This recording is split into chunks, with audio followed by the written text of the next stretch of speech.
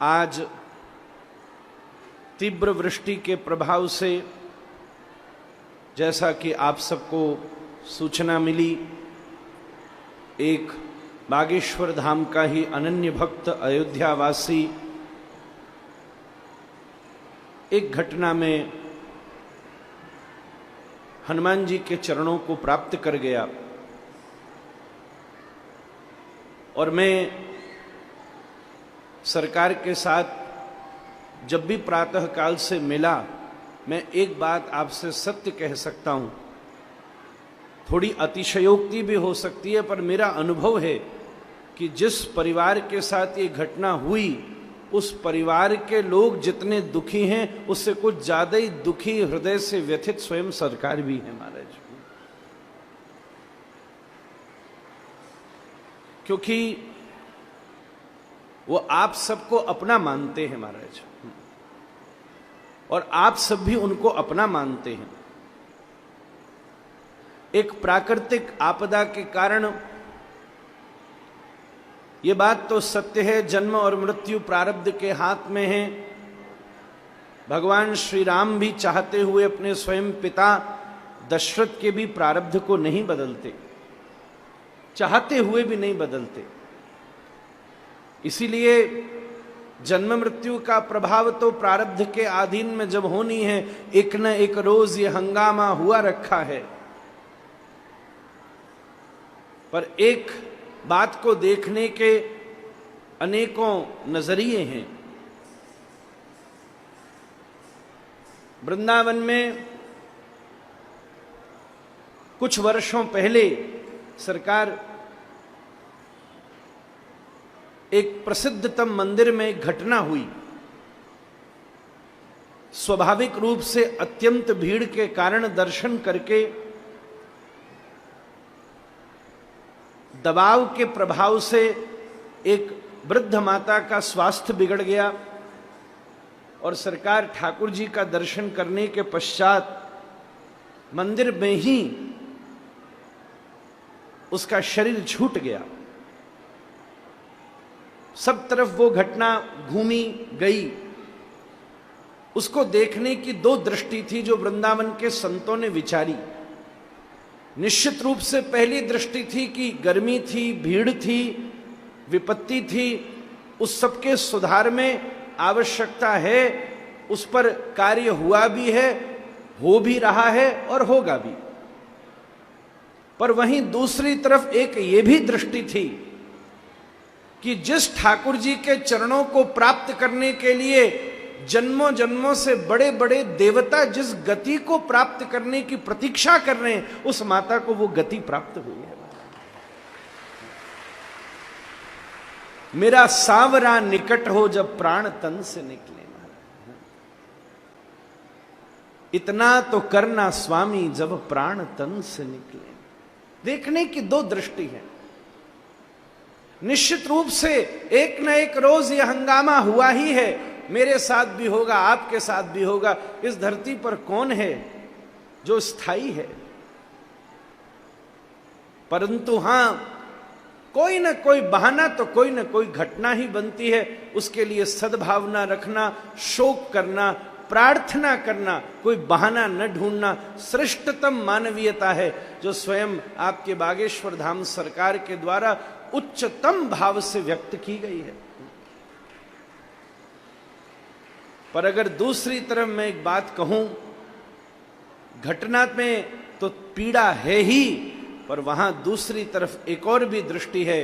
अयोध्या वासी को श्री हनुमान जी की शरणागति प्राप्त हुई है। उसको सुधार कर ही लिया गया है, और कोई भी ऐसा नहीं चाहता कि ऐसा हो।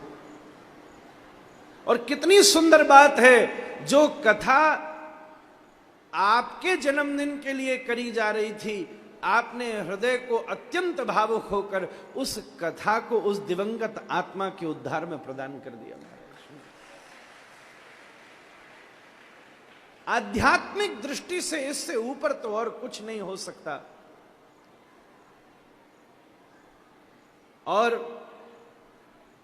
हृदय में पीड़ा है, बहुत अच्छा बहाना है।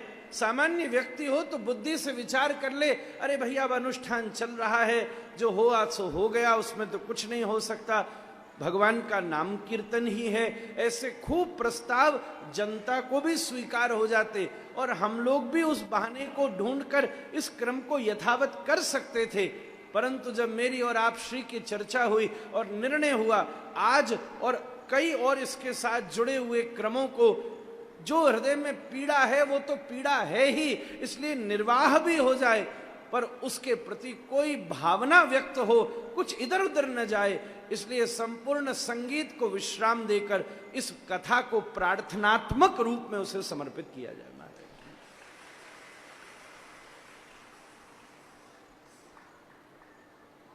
सबके जीवन का अपना प्रारब्ध है। मेरे जीवन में जिसने बहुत बड़ा परिवर्तन किया वो एक कथा है सरकार। पिताश्री का धाम प्रवेश हुआ, घटना हो गई जीवन में।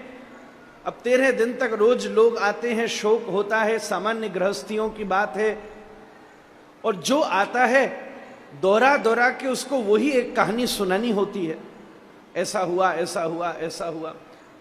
एक आध 2 दिन तो ठीक है, पर मेरा हृदय गुरु के संस्कार से पोषित था, तो मैंने अपने दादा गुरुजी से प्रार्थना करी कि मेरी ऐसी विनती है कि आप रोज पधारिए, ऐसे ही सहज सोफा पर बैठिए और कुछ प्रवचन कर दीजिए, कुछ चर्चा कर दीजिए, कोई अनुष्ठान नहीं, कोई कथा नहीं, कुछ चर्चा कर दीजिए, और जो आने वाले थे सबसे कहा उसी समय आ जाओ, क्योंकि श्लोक तो शोक को दूर करता है ना। मुझे स्मरण है उस प्रवचन 13 दिवसीय प्रवचन प्रवाह में उन्होंने एक घटना सुनाई।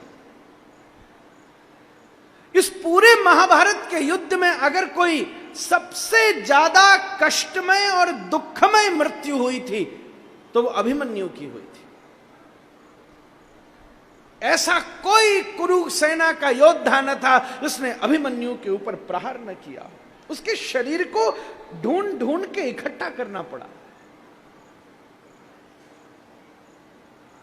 जब अंत्येष्टि का समय था सरकार, सब रो रहे थे, पर उस स्थिति में भी श्री कृष्ण के मुख पर एक बहुत गंभीर, एक शांत स्वभाव है ना प्रसन्नता का, ऐसी ही शक्ल थी। आज पहली बार भीम कुछ बोला। सब ठीक है, आप श्रेष्ठतम है, मैं जानता हूं आप कौन है, फिर भी इतनी निर्दयता शोभा नहीं देती आपको। मेरे घर का चिराग इतनी निरीहता से इस महाभारत के युद्ध में मार दिया गया, और उसके बाद भी आप यहां मुस्कुराकर खड़े हो। श्री कृष्ण ने हाथ जोड़कर कहा, आयु में बड़े थे, बुआ के ही तो बच्चा है, तो कहा भैया भीम आपकी बात उचित है, पर थोड़ी सी दृष्टि मात्र का अंतर है। क्या अंतर है? बोले आप देख रहे हो कि महाभारत के युद्ध पर इस पर आक्रमण हुआ और लगभग 1 घंटे तक इसके ऊपर प्रहार होता रहा और बड़ी पीड़ा से इसका शरीर छूटा, जो कि बड़ी कष्ट की बात है। मैं स्वीकार करता हूं ये आपकी दृष्टि है, पर मैं अपनी दृष्टि आपसे कहूं तो आप भी मुस्कुरा जाओगे। बोले आपकी दृष्टि क्या है? बोले मेरी दृष्टि ये है कि अगले 200 जन्मों में इसको जितना कष्ट होता था मैंने सब सिमटा के 1 घंटे दिया और अब मुक्त होकर चंद्रमा की गोदी में बैठा हुआ है। और वहां से मुझे ताक कर मुस्कुरा कर देख रहा है, मामा मैं बड़ा प्रसन्न हूं। अरे आपको लग रहा है शरीर छूट गया, मुझे तो लग रहा है जैसे सांप अपनी कुचैली उतार के नया जीवन प्राप्त कर लेता है। जीवन में हानि लाभ, जीवन मरण, यश अपयश विधिहात, ये प्रारब्ध के हाथ में है। निश्चित रूप से किसी को भी अच्छा नहीं लगता कि कोई ऐसी अनुभूति हो, पर आप सब भी, मेरी विनती है, मुझसे ये कहने को कहा नहीं गया, मैं राधारमण जी की सौगंध खा के कहता हूं, पर मैं इस स्थान का अपने आप को एक छोटा सा सदस्य मानता हूं। आप मुझे अपने भाई की तरह अनुराग करते हैं। यहां जब भी कोई आए तो केवल अतिथि बनकर नहीं आए, सब स्वयं व्यवस्थापक भी बनकर के आए। ऐसा स्थान जब सुरक्षा की दृष्टि से कहीं कोई भी इतनी बड़ी भव्य, अरे मैं तो जब यहां आया मुझे कुछ न कुछ नवीन विकास प्रतीत हुआ है। जब भी कोई ऐसी बात लगे कि उसमें अभी कुछ पानी भर गया है, तेज बारिश हो रही है, तो हम सब भी लोग स्वयं सावधान होकर के धाम की व्यवस्था में कुछ न कुछ सहयोग प्रदान कर सकते हैं। कभी कभी कुछ करना भी सहयोग होता है और कभी कभी कुछ न करना भी बड़ा सहयोग होता है। इसलिए भगवान भला करे और आपके ये सहिष्णु स्वभाव को हम सब लोग प्रणाम करते हैं, प्रार्थना भी करते हैं कि उस दिवंगत परिवार को भगवान बल प्रदान करे और अपने हनुमान जी अपने चरणों में स्थान प्रदान करें। यह हनुमान जी की कथा अर्पण भी है, तर्पण भी है, समर्पण भी है, सब कुछ है।